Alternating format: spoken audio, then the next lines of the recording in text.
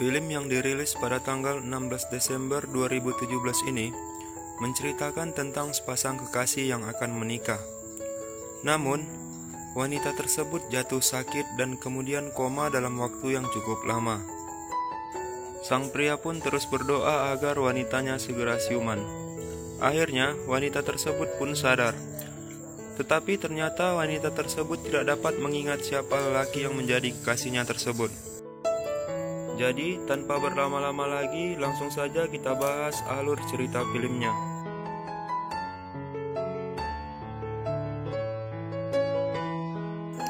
Cerita dimulai saat tokoh utama pria yang bernama Hisashi diajak untuk ikut acara minum-minum oleh teman tempat dia bekerja.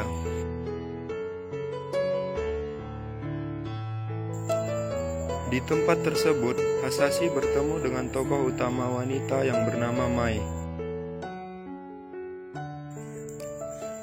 Di perjalanan pulang menuju kereta api, Mai tiba-tiba menghampiri Hisashi. Disinilah awal mula kedekatan mereka. Hisashi dan Mai pun berjanji untuk bertemu di lain hari.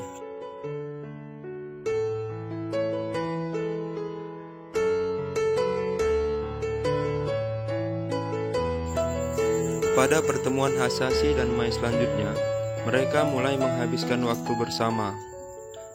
Mai adalah sosok wanita yang memiliki sifat aktif dan ceria. Sementara Hisashi sendiri memiliki sifat yang cenderung pemalu dan pendiam. Seiring berjalannya waktu, Mai dan Hisashi pun mulai memiliki rasa antara satu sama lain. Dan akhirnya pada suatu malam Hisashi memutuskan untuk mengajak Mai menikah. Dan Mai pun menerima ajakan tersebut.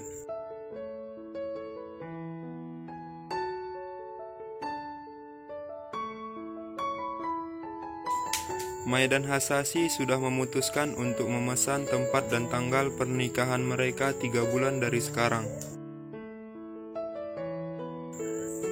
Berlanjut ketika Mai dan Hisashi menjalani hari mereka bersama, Mai mulai mengalami suatu keanehan. Sampai suatu ketika tiba-tiba Mai menjadi stres tanpa alasan yang jelas. Hisashi memutuskan untuk membawa Mai ke rumah sakit.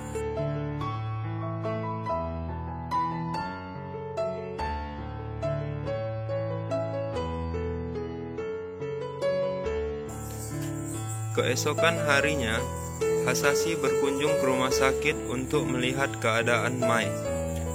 Saat itu Mai hanya bisa terbaring di tempat tidur, namun tiba-tiba Mai mengalami kejang-kejang pada sekujur tubuhnya. Dan akhirnya dokter mengatakan bahwa penyebab sakit yang diderita Mai adalah karena adanya pembentukan tumor pada bagian ovarium yang menyebabkan gangguan pada otak Mai.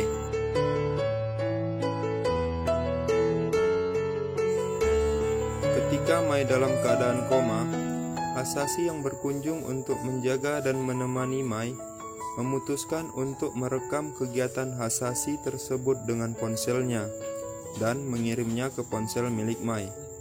Tak lupa Hisashi menyebutkan sudah berapa lama Mai dalam keadaan koma.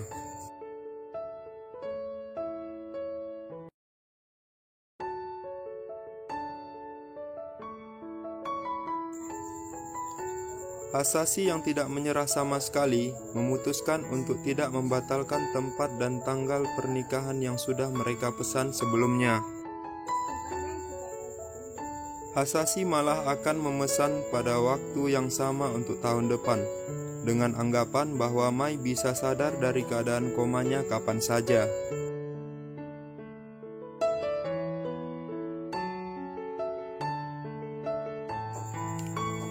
Cerita berlanjut pada hari di mana Hisashi menjaga dan mengunjungi Mai setiap hari. Dan 2 tahun pun berlalu. Tiba-tiba Mai yang dalam keadaan koma mulai sadar dan membuka matanya. Namun, dokter mengatakan bahwa Mai belum benar-benar sadar.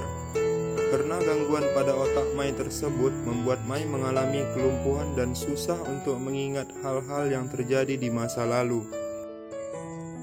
Pada akhirnya dokter menganjurkan untuk sabar dan tetap bersabar akan keadaan Mai tersebut. 1 tahun berlalu, Mai pun akhirnya mulai melakukan terapi, hingga akhirnya Mai pun sudah mulai bisa menggerakkan anggota tubuhnya.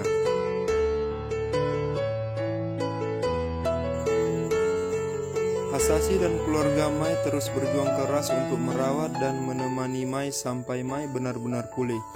Sampai akhirnya 4 tahun pun berlalu.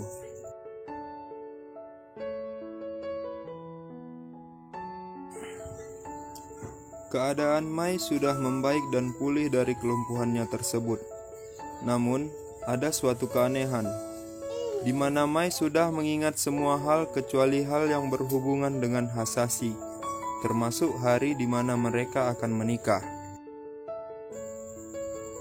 Hasashi yang mengetahui hal tersebut terkejut dan sedih. Namun Mai berkata bahwa dia akan berusaha dan berjuang untuk mengingat Hasashi.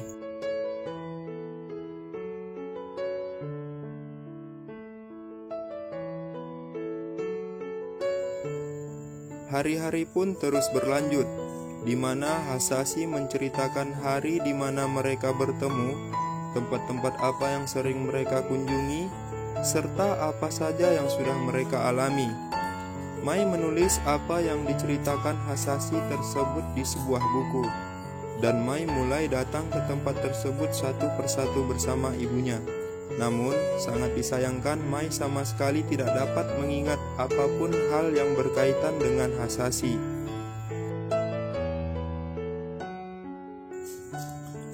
Sampai pada suatu hari, Mai memaksakan dirinya untuk terus berusaha mengingat tentang Hasashi, hingga membuat Mai mengalami stres.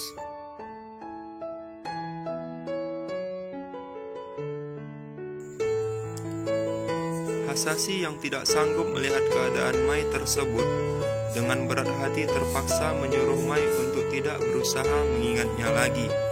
Dan pada akhirnya Hasashi pun pergi dari kehidupan Mai.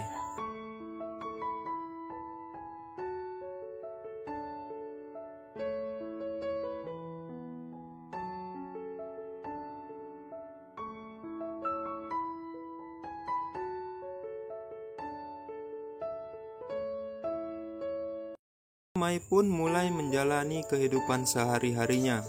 Secara tidak sengaja Mai menemukan ponsel lamanya. Namun, ponsel tersebut memiliki sandi dan Mai tidak dapat mengingat sandi ponsel tersebut.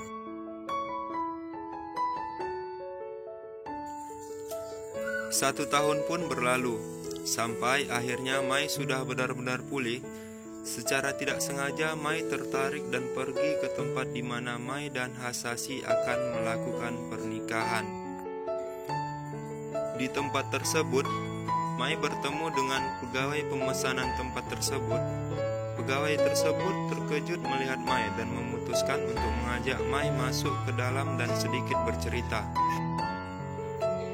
Pegawai tersebut mulai bercerita kepada Mai bahwa selama Mai koma, Hasashi tetap memesan tempat tersebut pada tanggal yang sama selama 7 tahun, yaitu pada tanggal 17 Maret.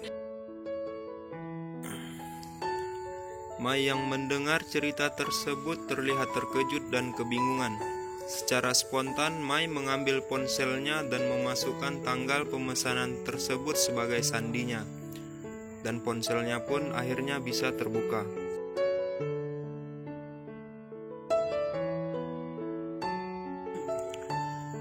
Mai melihat pesan yang dikirimkan Hasashi ke ponselnya tersebut, di mana pesan yang dikirimkan Hasashi tersebut adalah hari-hari di mana dia menemani dan menjaga Mai sewaktu dalam keadaan koma.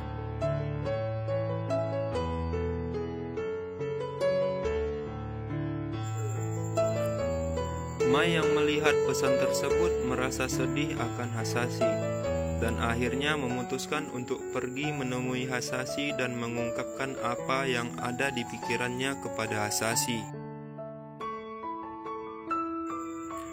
Hingga pada akhirnya Mai dan Hasashi pun memutuskan untuk memulai semuanya dari awal, walaupun Mai tidak dapat mengingat Hasashi sama sekali. Namun Mai tetap memutuskan untuk berusaha mencintai Hasashi sampai pada akhirnya mereka pun melakukan pernikahan dan film pun tamat.